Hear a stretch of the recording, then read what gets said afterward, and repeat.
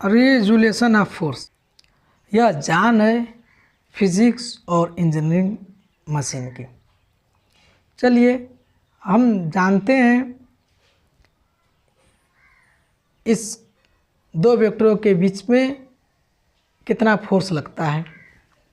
देखिए हमने कोई धरातल पे अगर कोई ऑब्जेक्ट ले लिया, यही मेरा ऑब्जेक्ट है, और इस पे हमने हॉरिजॉन्टल फोर्स लगाया इधर से, और मेरा जो ये ऑब्जेक्ट है ये सीधे आगे जाएगा 0 डिग्री एंगल पे, मतलब कोई एंगल नहीं है। अगर मैंने देखिए, अगर मैंने ये पेन ले लिया, अगर इस पेन को हमने फोर्स लगाया, ऐसे फेंका, तो देखिए मेरा पेन है ऊपर आगे भी जा रहा है और ऊपर कुछ हाइट पे जा रहा है। तो हम इसको देखेंगे, अगर यही मेरी पेन है, अगर इस पेन को हमने फेंका ये ऐसे 30 अंश पे,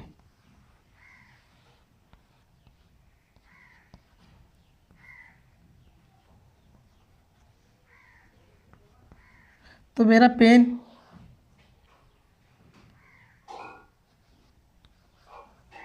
मैंने पेन को फेंका, तब ये देखेंगे मेरा जो ये पेन है जब 30 अंश पे फेंके तो मेरा पेन कितना एक्स एक्सिस पे फोर्स लगा और कितना वाई एक्सिस पे फोर्स लगा, और एक पेन कहाँ पे जाएगा।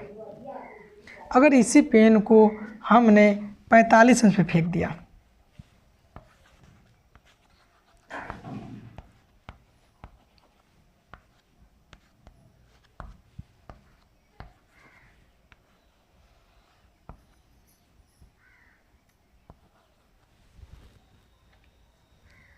पैंतालीस अंश पे फेंक दिया,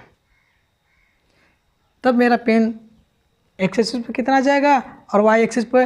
आप लोग जब क्रिकेट खेलते होंगे तो देखेंगे जब क्रिकेट की बल्ला जब हम भाजते हैं खूब तेज 45 अंश पे, तो मेरा जो क्रिकेट है वो 45 अंश के कोण पे सबसे अधिक दूरी पे जाता है, तब ये वाला पे है।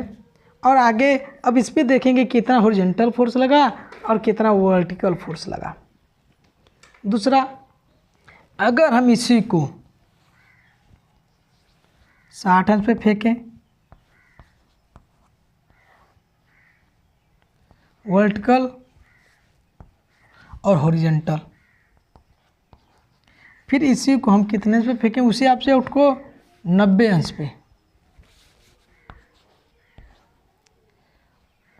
हॉरिजॉन्टल और वर्टिकल,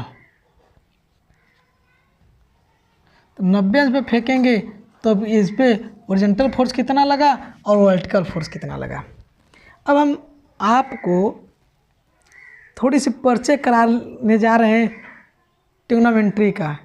जब आप लोग 9 और 11th में पढ़े होंगे, देखिए हम त्रिकोणमिति में मानते हैं।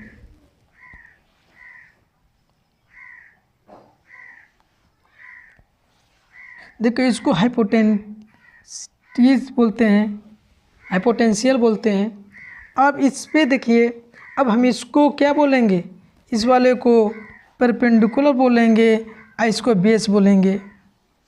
देखिए अगर हम ऐसे लिख दें कि हाइपोटेंशियल है और ये मेरा परपेंडिकुलर हो गया और ये मेरा बेस हो गया, तो ये गलत है। कैसे गलत है? अगर जिस एंगल पे अगर ये थीटा दिया रहे, कोण दिया रहे, तो इसके सामने वाले को परपेंडिकुलर कहते हैं।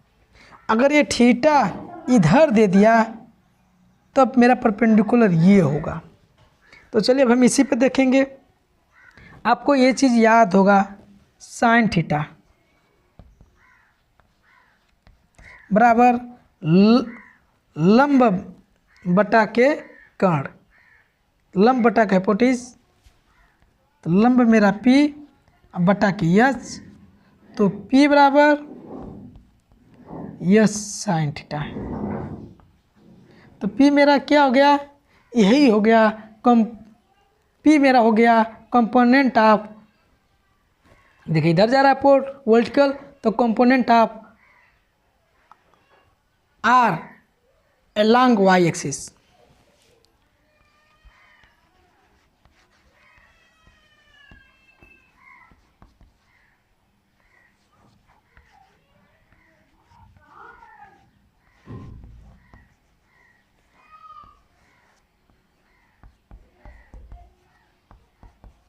देखिए हम एच जो है वही मेरा आर है, हम क्योंकि उसमें आर से दर्शाते हैं, चलो हम एच से ही दर्शा देते हैं।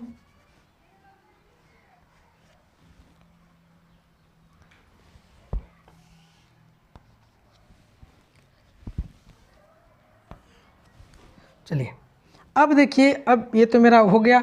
अगर हम इसी पे हम लोग ले लेते हैं कॉस थीटा, देखिएगा कॉस थीटा बराबर होता है हमारा बेस बटा के कर्ण। तो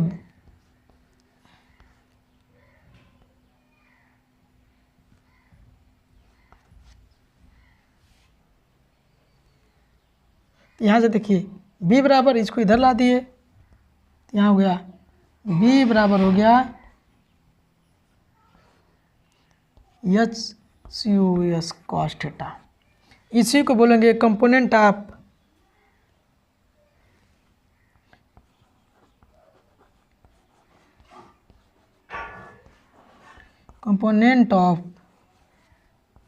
एच along x एक्सिस। अब मेरा ये कंपोनेंट ऑफ एक्स एक्सिस, इसका मतलब यह है कि अब वर्टिकल फोर्स कितना लग गया, तो यहाँ से हम P निकाल लेंगे, और हॉरिजॉन्टल फोर्स कितना लग गया हम यहाँ से V निकालेंगे। चलिए हम देखते हैं, अगर मेरा हाइपोटेंशियल हम 10 न्यूटन का फोर्स लगा दिए, अगर हमने इस पे देखेंगे, अगर हम इसी को ले लेते हैं, इस पे हमने देख लिया ये एंगल 45 दिया हुआ है, और इस पे हम देखेंगे हॉरिजॉन्टल फोर्स कितना लगा और ये वर्टिकल फोर्स कितना लगा। हम इस पे 100 न्यूटन का फोर्स लगा दिए। कितने न्यूटन का?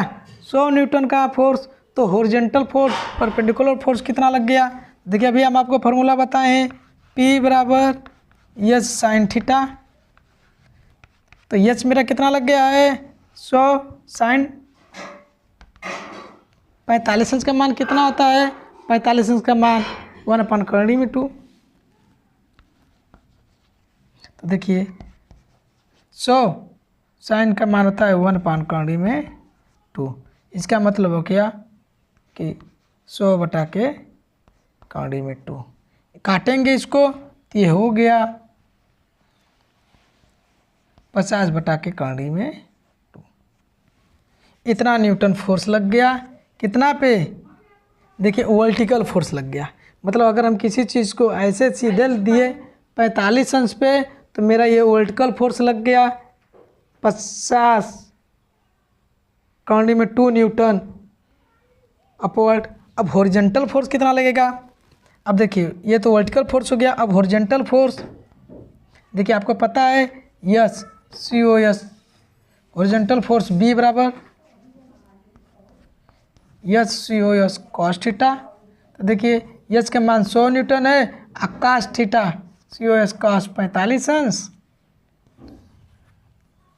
तो 100 अब गुणे कास 45 का मान होता है 1/2। इसे भी काटेंगे तो ये आ गया 50/2।